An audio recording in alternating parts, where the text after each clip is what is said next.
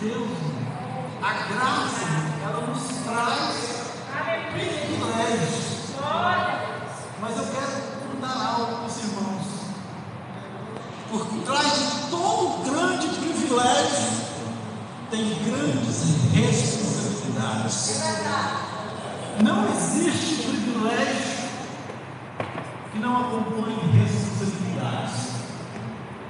Às vezes a pessoa diz assim: o patrão, cara de carrão, está bem, mas é um cara que trabalha, é um cara que corre atrás das contas, paga as contas, luta para que na hora que der dia 30 o seu salário está lá para você receber. Mas ele não tem privilégio porque é o patrão, é o chefe.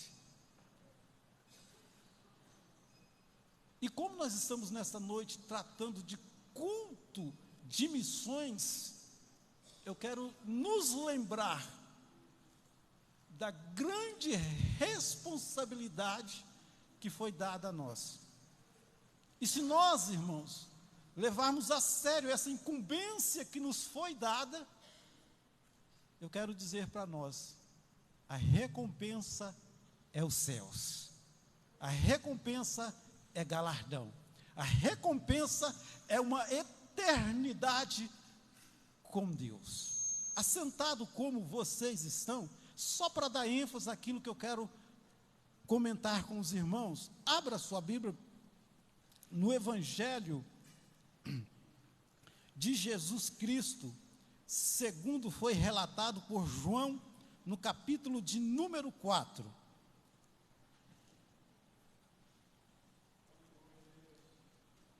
Evangelho de João,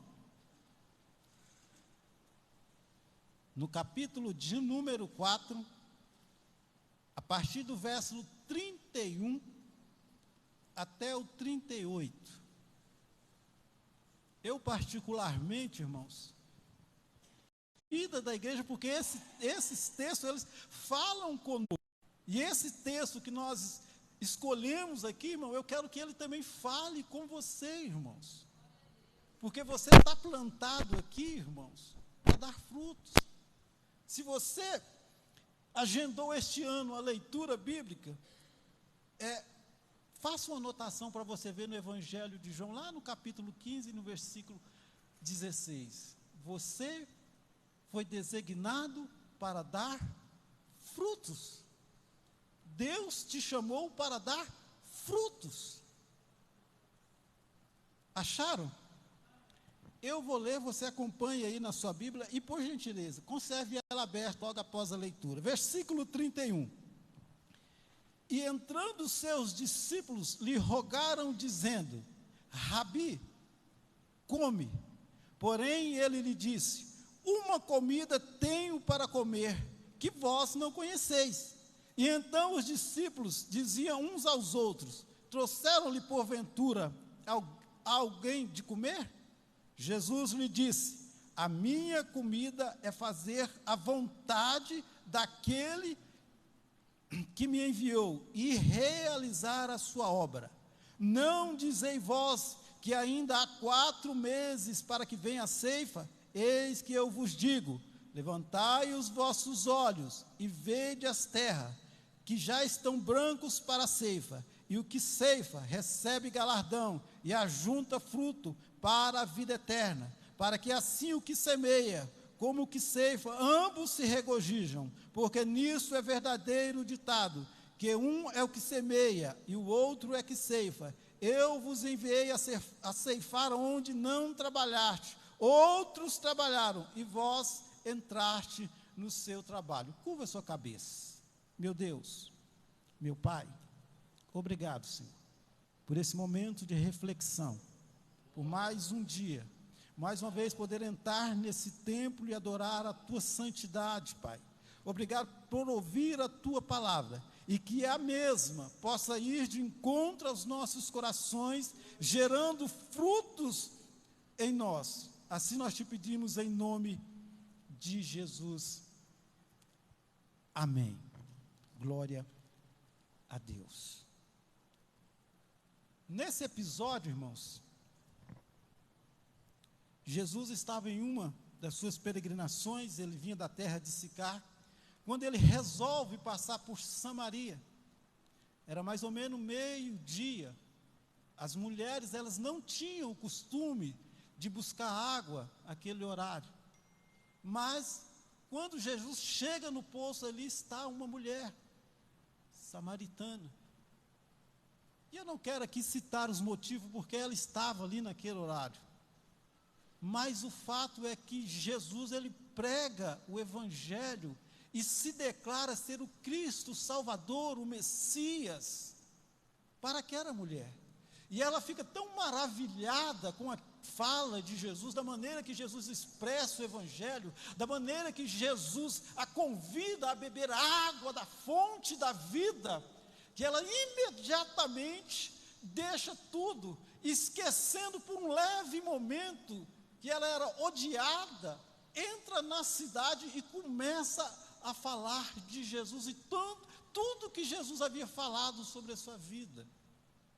E nesse intervalo, vem chegando os discípulos, que haviam saído para comprar mantimento, alimento. E quando chegam os discípulos, e diz a ele: Senhor, está aqui, come. Versículo 34, olha aí na sua Bíblia. Versículo 31. Versículo 31, perdão, irmãos. E rogaram-lhe, dizendo: Rabi, come. Como eu disse, irmãos, é responsabilidade. Responsabilidade nos fala de quê, irmãos? Prioridade. Aí Jesus então olha para os seus discípulos e traz uma resposta. Eu acredito, irmãos, que deve ser a resposta que todo cristão que almeja entrar no céu tem que estar contigo. Uma comida eu tenho para comer. E que comida é? Que comida, Rabi? Que comida você tem para comer, Rabi? Que comida é essa? Rabi, come, bebe. Rabi, veste. Rabi, vamos à praia. Rabi, vamos passear. Não foi esta a resposta. Jesus volta para seu discípulo: ei, isso não me preenche. A minha vontade não é essa. Não foi para isso que eu fui enviado. Por quê, irmãos? Jesus, ele tinha uma prioridade. E que prioridade Jesus tinha? As almas. As almas. As almas. Essa é a prioridade da igreja. Essa tem que ser as prioridades daqueles que se declaram discípulos de Jesus. As almas. Não é isso que me enche. Não foi para esta obra que Deus me enviou. A minha vontade é fazer a vontade daquele que me enviou. Era a prioridade de Jesus. Sabe por quê? Porque isso não sustentava Jesus. Isso não preenchia Jesus. A prioridade de Jesus eram as almas, era o ministério. O que tem sido a sua prioridade, irmão? O que tem tomado o seu tempo? Sua família, as almas, o ministério, o louvor. O que é a sua prioridade? Jesus, ele tinha uma visão do reino. Ele tinha uma visão dos céus. Ele tinha um profundo amor pelas almas. E quando eles estão ali naquele embate, e Jesus então se declarando que a missão dele era de encontro às vidas perdidas, que o dever dele era de obedecer o evangelho, vem chegando os samaritanos. Então Jesus diz: não dizei vós, versículo 36, perdão, aleluias. Não dizei vós que ainda faltam 4 meses para a ceifa? Eu vos digo, levantai e vede que os campos já estão brancos. Os campos já estão brancos. Essa era a prioridade de Jesus. O que é o campo, irmãos? O que é a terra? O que é o campo e o que é a terra? Aonde está este campo? E aonde está essas terras? O campo. O que é um campo? O campo missionário, irmão, é toda a alma que ainda não alcançou Jesus. É o campo missionário. Já estão brancos? Já estão preparados, já estão prontos para ouvir o Evangelho que te transformou, o Evangelho que te traz refrigério, o Evangelho que te anunciou a salvação, o Evangelho que tem transformado a sua vida.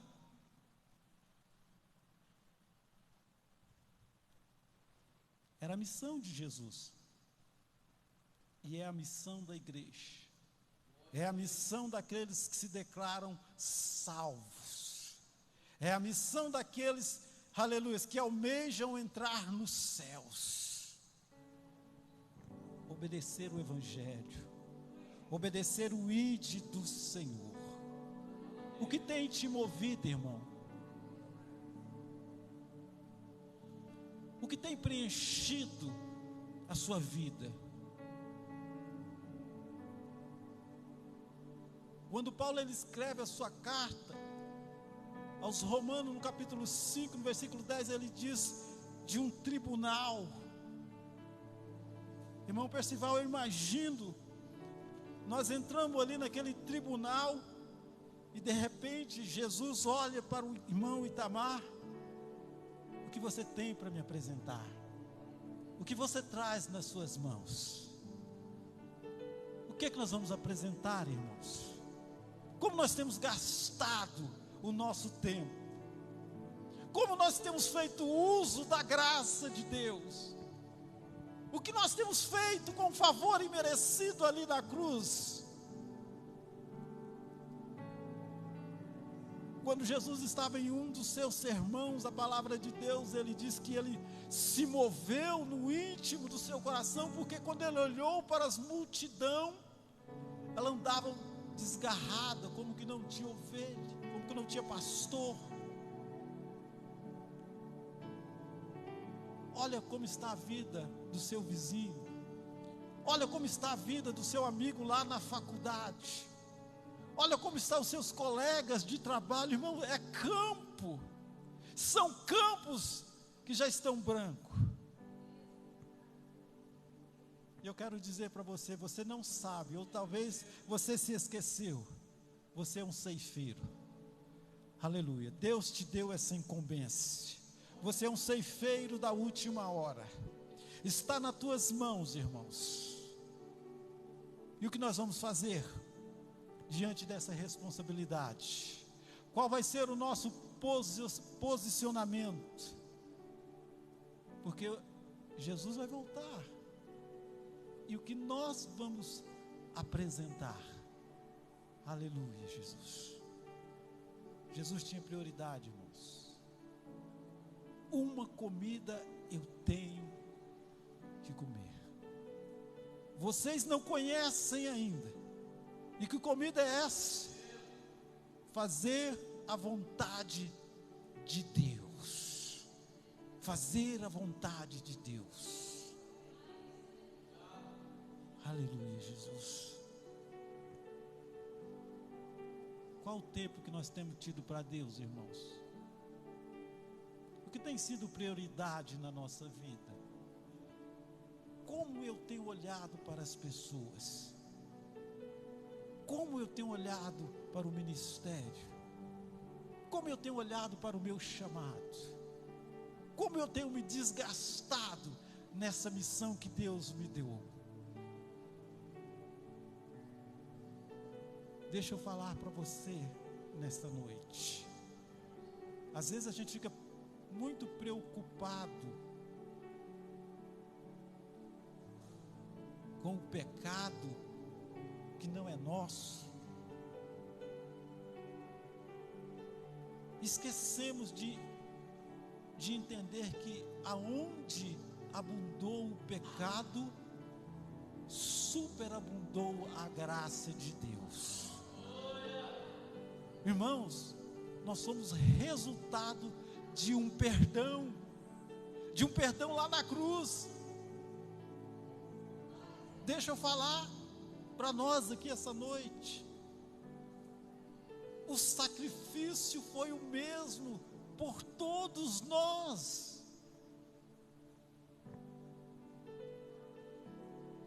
Agora, ser grato a Deus, cada um de nós, individualmente, vai expressar de uma maneira. E eu digo para você, que quanto mais próximo de Deus, e quanto mais nos envolvemos com Deus, nós expressamos a nossa gratidão. Eu sei que os irmãos aqui sabem, mas eu quero trazer em mente uma passagem bíblica que diz que tinha um homem que ele estava possesso de demônio. E quando eu leio essa passagem, irmão, eu acredito que Jesus foi ali já sabendo que ele ia encontrar aquele homem. Porque quando ele estava no mar, veio aquela tempestade, os discípulos se apavoraram, Jesus acalma a tempestade, eles chegam do outro lado. E quando eles chegam do outro lado, quem sai ao encontro? Esse homem possesso. O homem era tão violento que o pessoal amarrava ele com corrente, e ele arrebentava tudo e soltava tudo, porque os espíritos que estavam nele assim o faziam. Mas quando ele tem um encontro com Deus, quando ele encontra Jesus, ele é liberto. E a Bíblia nos diz que quando aquelas pessoas chegam e vê aquele moço, a Bíblia diz que eles estavam sentados, limpos, com roupas e em perfeito juízo.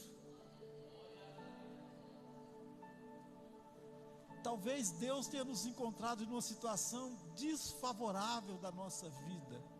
Aí Ele traz luz, devolve o nosso juízo, o nosso entendimento, a nossa razão. E agora, irmão, nós somos gratos a Deus.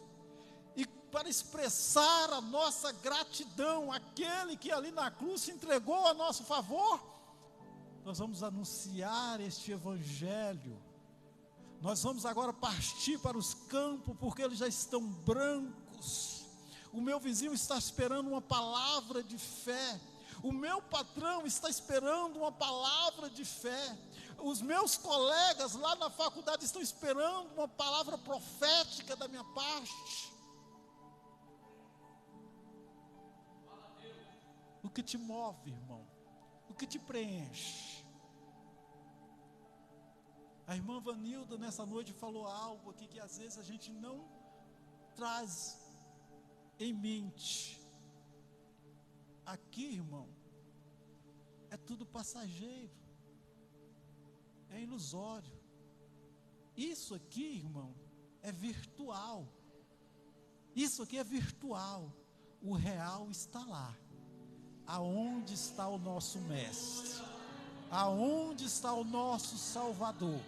Aonde se encontra o nosso Redentor? Lá é o real, irmão. Daqui a pouco nós vamos deixar tudo e partiremos ao encontro dele.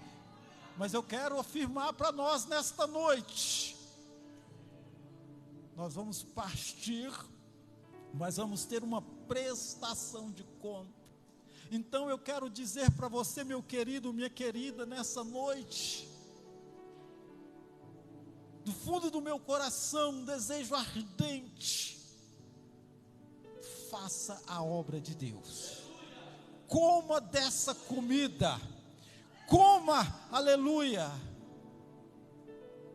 Se coloque de pé, igreja.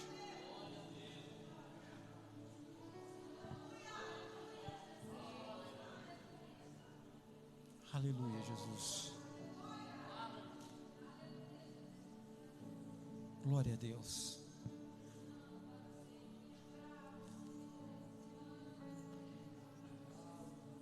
Eu tenho o costume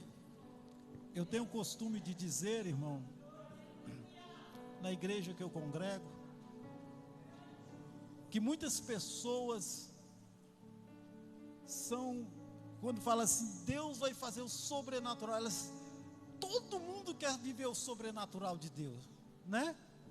Não é? Todo mundo, eu quero viver mas deixa eu esclarecer para você, meu querido. Você vai viver o sobrenatural de Deus quando você viver o natural de Deus. Quando você lê Bíblia, quando você orar, quando você jejuar, quando você perdoar, você vai viver o sobrenatural de Deus. Eu falo isso por experiência própria, irmãos. Então, se você quer viver o sobrenatural de Deus, viva o natural de Deus. Irmão, chegou aquele momento em que o profeta Isaías diz: buscai ao Senhor enquanto se pode achar. Irmão, é para ontem esse versículo. Deixe ele se cumprir na sua vida. Amém?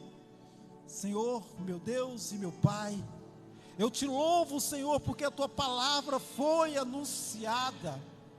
Deus, aqui houve manifestação da tua presença. Pai, receba o nosso culto, a nossa adoração, o nosso louvor, que possa subir diante da tua face, ó Deus, e o Senhor possa se manifestar em nosso meio, ó Pai querido. Em nome de Jesus eu te peço a tua bênção sobre a vida da tua igreja, sobre a vida dos teus filhos que aqui estão, Pai, em nome de Jesus, eu te peço, em nome de Jesus, amém. Podeis assentar.